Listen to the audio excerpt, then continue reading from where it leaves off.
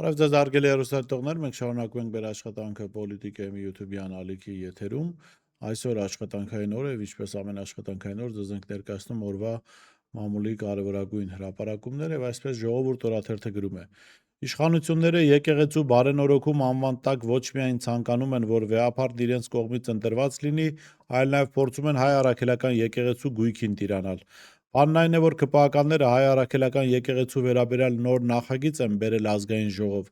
Իշխանությունը որոշել է վերահասկել հայ առաքելական Սուրբ եկեղեցու հովանու տակ գտնվող սեփականությունը, ներկայացնելով օրենսդրական մի փոփոխություն, որը հիմնականում վերաբերում է եկեղեցապատկան հուշարձաններին։ Նախագիծը հեղինակել են Քաղաքացիական պայմանագիր խմբակցության պատգամավորներ Թագուհի Ղազարյանն ու Սիսակ Գաբրելյանը, որը կոչվում է պետության եւ մշակույթի անշարժ հուշարձանների եւ պատմական միջավայրի պահպանության եւ օգտագործման մասին օրենքում փոփոխություններ կատարելու մասին։ Հրապարակ թերթը գրում է. օրերս պաշտոնապես հայտնի դարձավ, որ Ստեփանավանի բժշկական կենտրոնի արդեն նախկին տնօրեն Անուշ Իսպիրյանին մեղադրանք է առաջադրվել իրեն վստահված գույքը հափշտակելու եւ խարդախության հոդվածներով։ Իսպիրյանը ըստ մեղադրանքի կեղծ բուժառուների է գրանցել եւ պետությունից գումար ստացել, իրականում բուժում չստացած մարդկանց համար։ Նա բժշկական կենտրոնի տնօրեն էր նշանակվել մոտ 3 տարի առաջ, 2021 թվականի ամռանը։ Մեր տեղեկություններով այդ հարցում գործուն ջանքեր են գործադրել պաշտպանության նախարար Սուրեն Պապիկյանը։ Գաղտնիք չէ, որ Ստեփանավանում հենց նա եւ իր հայրն են բոլոր ոլորտներում կադրային քաղաքականություն իրականացնում, եւ Անուշ Իսպիրյանը, որը Պապիկյանի հոր-ընկերոջ դուստրն է, նշանակվել է հենց նրա հովանավորությամբ։ Չնայած բժշկական հաստատության կոլեկտիվը կտրականապես դեմ էր նշանակմանը։ Ժողովուրդ օրաթերթը գրում է. առողջապահության նախարար Անահիտ Ավանեսյանը գեղեցիկ լուսանկարով հայտնել է, թե քանի մարդ է գրանցվել Արմետ համակարգում, որ օգտվի ապահովագրության դեռ շատ անհասկանալի տարրեր պարունակող համակարգից։ Բայց լուսանկարի թվերը տպավորիչ չէին, սպասելի էր, ինչպես խոստովանում է հենց ինքը, նախարարը։ Տպավորիչը նախարար Ավանեսյանի թանկարժեք գոտին է, որը Hermes բրենդի գոտի է, վերևի ձիակառքի լոգոն հենց Hermes-ինն է։ Օրաթերթը ուսումնասիրեց, որ նախարարի գոտին բնական բարձրակարգ կաշի է, ձեռքի աշխատանք, մանրակրկիտ կար ու եզրերի մշակում անցած։ Ըստ պաշտոնական կայքի նախարարի կապած գոտին արժե 1375 ԱՄՆ դոլար։ Մեկ այլ լուսանկարում Անահիտ Ավանեսյանի շարֆիկն է աչքի զարնում, այն Christian Dior բրենդի է, որը զեղչով արժե 64 000 դրամ։ Հիշեցնենք, որ նույն Անահիտ Ավանեսյանն էր, որ թանկարժեք պայուսակ էր կրում 3132 դոլար արժողությամբ։ Այս մասին գրում է Ժողովուրդ օրաթերթը։ Սա իհարկե իշխանությունների օլիգարխացման, ժողովրդի հետ որևէ կապ չունեցող իշխանության ամենալավ ցուցիչներից մեկն է։ Դուք գիտեք, որ նաև կան մարզպետներ, որոնք 30-ից մինչև 275 000 դոլար արժեցող ժամացույցներ են կապում, այլ պաշտոնյաներ, որոնք գերթանկարժեք հագուստներ են կրում, մեքենաներ են վարում, ըստ էության մարդիկ, որոնք եկել էին մետրոյով շրջելու խոստմամբ, որ պատավատներից պիտի հրաժարվեն, որ ժողովրդի ծոցից են ելել, ժողովրդից չեն կտրվելու, հիմա արդեն ապրում են այնպես, ինչպես, ասենք, Սամվել Ալեքսանյանը կամ մյուս օլիգարխները։ Ժողովուրդ օրաթերթը գրում է. պաշտպանության նախկին նախարար Դավիթ Տոնոյանի եւ ՊՆ նախկին պաշտոնյաների դեմ հարուցված քրեական գործը ավարտվում է։ Օրաթերթին դռնփակ նիստից մանրամասներ են հայտնի դարձել։ Մեղադրյալները մեծ մասը իր պաշտպանական ճառը ասել է եւ հերթը Դավիթ Տոնոյանինն է, եւ նա պատրաստվում է պաշտպանական ճառին։ Կարճ ժամանակ անց դատավոր Վահե Դոլմազյանը կգնա որոշում կայացնելու։ Ժողովուրդ օրաթերթը գրում է. դեռ հունվարի 15-ին տեղի ունեցած Քաղաքացիական պայմանագիր կուսակցության նախաձեռնող խմբի նիստի ժամանակ որոշվել էր, որ առաջիկայում պետք է տեղի ունենա կուսակցության արտահերթ համաժողով։ Ըստ պաշտոնական տեղեկության քննարկել են կուսակցության արտահերթ համաժողովի կազմակերպումը եւ կուսակցության համամասնական ցուցակի քվեարկությանն առնչվող հարցեր։ Օրաթերթը տեղեկացավ, որ այս օրերին իշխող ԿՊ կուսակցությունում եւ վարչությունում թեժ քննարկվում է, թե 2026 թվականի նախընտրական ցուցակը վերջնական հաստատելու համար ինչ կարգ ընտրել, որպեսզի կարողանան արդարադատություն ու մրցակցություն ապահովել։ Մեր տեղեկությունների համաձայն նախնական որոշված է, որ կրկին 1000 պատվիրակ է ընտրվելու ու 3 օր շարունակ ուղիղ եթերի ռեժիմով ներքին ընտրություն է կայանալու։ Այսինքն ԿՊԱ-կան պատվիրակները գալու են ու ուղիղ եթերում ընտրելու են այն անձանց, ովքեր պետք է ձևավորեն 2026 թվականի խորհրդարանական ընտրությունների վերջնական ցուցակը։ Քվեարկությամբ կդասավորվի առաջինից մինչև վերջին համարը ու պատվիրակները կորոշեն, թե որ ԿՊԱ-կանն է ամենաբարձր վարկանիշ ունեցողը ու որ համարի ներքո պետք է մասնակցի ընտրություններին։ Հրապարակ օրաթերթը գրում է. բանակի գնդերեցներին դավանափոխ անելու եւ Վեհափար Հայրապետի դեմ արշավանքին մաս դարձնելու ՊՆ ղեկավարության ջանքերը կարծես արդյունք չեն տալիս։ Վերջին օրերին տեղեկություններ են տարածում, որ որոշ բարձրաստիճան զինվորականներ, չարաշահելով իրենց պաշտոնական լիազորությունները, ճնշում են գործադրում գնդերեցների վրա, սպառնալիքների եւ այլ միջոցներով փորձելով նրանց ներքաշել Նիկոլ Փաշինյանի նախաձեռնած այսպես կոչված եկեղեցու բարենորոգման արշավի մեջ։ Բանակի բարձրաստիճան սպաներից մեկը մեզ փոխանցեց, որ 2-3 հոգևորականի է հաջողվել դավանափոխ անել, այն էլ մեծ խոստումների գնով, որ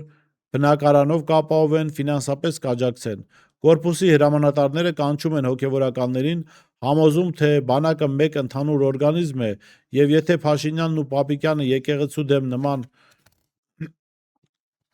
դիրքորոշում ունեն, ապա բոլորս պարտավոր ենք նման դիրքորոշում ունենալ։ Սակայն գնդերեցների ճնշող մեծամասնությունը ոչ միայն մերժել է,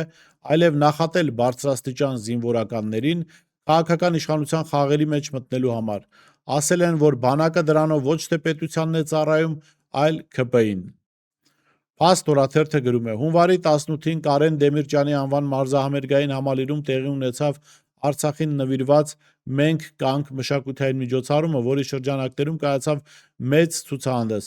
ինչպես նաև խոշոր համերգ։ Միջոցառումը մեկ հարկի տակ էր հավաքել Արցախի մշակութային կոլեկտիվներին, բազմաթիվ հայտնի մենակատարների Արցախից եւ Հայաստանից։ Արցախի բռնի հայաթափումից ի վեր սա ամենամեծ մշակութային միջոցառումն էր, այն ունեցել է 400-ից ավելի մասնակից եւ 9000-ից ավել հանդիսատես։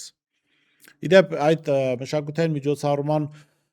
ֆոնին մի կարևոր արձանագրում եղավ, համալիրի տնօրենը Կարեն Ղազարյանը, Շարմ Հոլդինգի նախկին տնօրենը հայտարարել էր, որ եւ արգելել էր Արցախի հիմնը հնչեցնել, ասելով, որ չկա պետություն, ինչ պետական օրներքի մասին է խոսքը։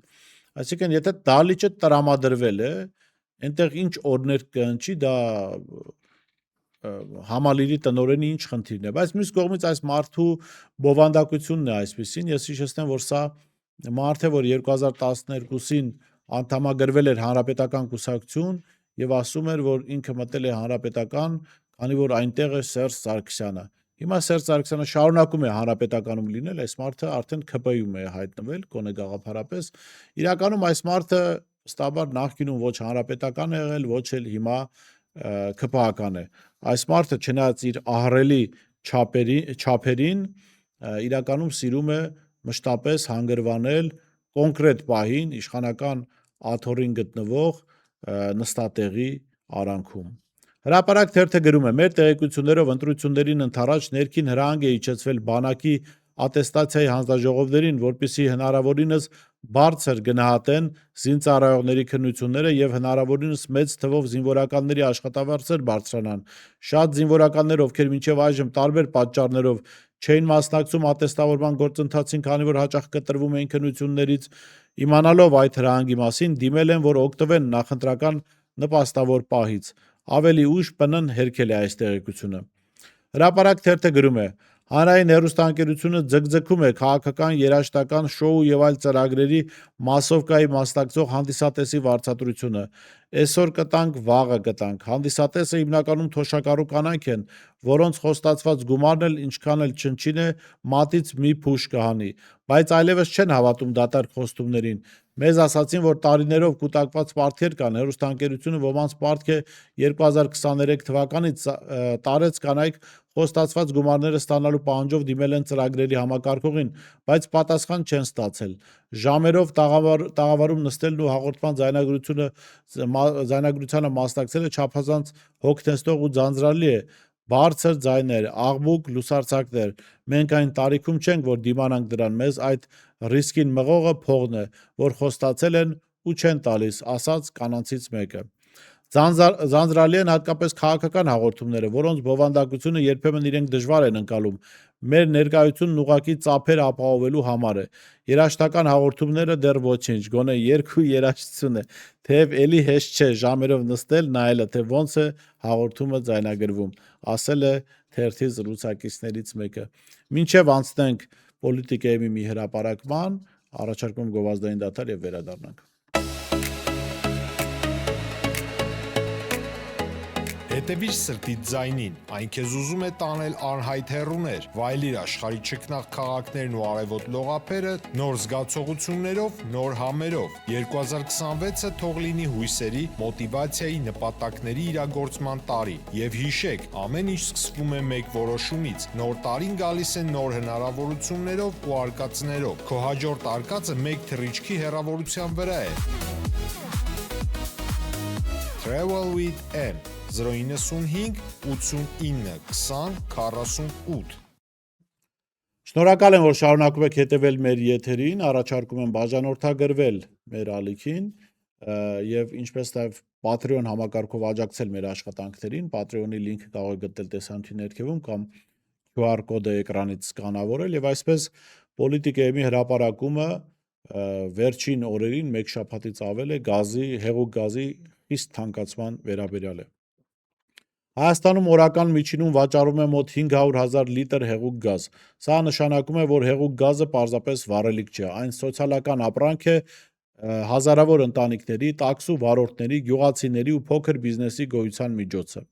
Եվ հենց այս ֆոնին վերջին օրերին տեղի ունեցած մոտ 130 դրամի թանկացումը չի կարող դիտվել որպես տեխնիկական խնդիր։ Պաշտոնական բացատրությունը կրկին նույնն է՝ Լարսի անցակետը դժվարանցանելի է։ Բայց այստեղ սկսվում է անհարմար հարցեր, որոնց իշխանությունը նախընտրում է չպատասխանել։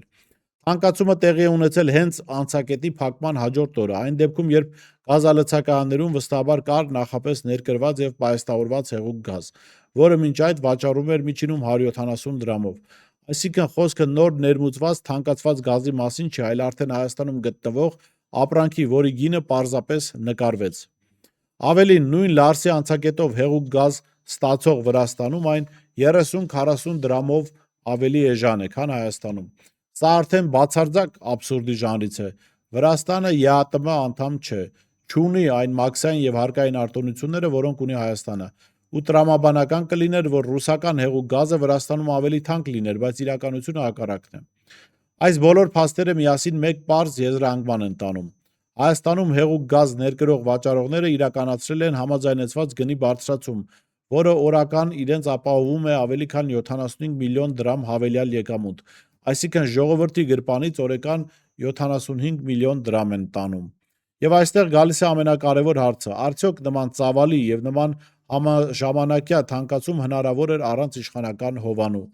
Տարիների փորձը ցույց է տալիս, որ ոչ։ Հայաստանում նման գործարքները երբեք չեն լինում ինքնաբուխ։ Երբ շուկան ամբողջությամբ միաժամանակ թանկացնում է, դա նշանակում է, որ կա կամ քաղաքական թույլտվություն, կամ քաղաքական լռություն։ Երկուսն էլ նույն բանն են։ Այսօր հեղուկ գազի թեման պարզապես գնի հարց չէ։ Դա իշխանություն, հարուստներ, գործարարներ կամ ժողովուրդ եռանկյունի հերթական օրինակն է, որտեղ վճարողը միշտ նույնն է՝ շարքային քաղաքացին։ Ուստի հարցը մնում է բաց ու պարտադիր պատասխան պահանջող. ով է կանգնած այս թալանի հետևում եւ ինչու է իշխանությունը կրկին ընտրում այս եռանկյունու մեջ ներկրող վաճառողներին եւ ոչ թե ժողովրդին։ Նիկոլ Փաշինյանը կառավարության առաջին նիստում ասում էր, որ ժողովուրդի այս պահին թանկացած գազի խնդիրը մի կողմ թողած, ասում է 11 ամիս հետո դեկտեմբերին այս տարվա գազը չի թանկանա։ Սա աբսուրդ է, որովհետեւ այո, տնտեսվարողները կարող են ցանկանալ մեծ եկամուտներ ստանալ, բայց պետությունը ունի վերահսկողական մեխանիզմ։ Ինչու պիտի հնարավորություն ստանան տնտեսվարողները մինչև, ասենք, Լարսում դժվարանցանելի իրավիճակ ստեղծվելը ներկրված գազը վաճառել 130-140 դրամ, որոշ դեպքերում ավելի թանկ գներով։ Սա նշանակում է, որ ինչ-որ մարդիկ օգտվում են սրանից ու սրա մասին մարդիկ ժողովուրդը պիտի իմանա։ Այսօր այսքանն ենք առանձնացրել օրվա մամուլի հրապարակումներից, կհանդիպենք վաղը։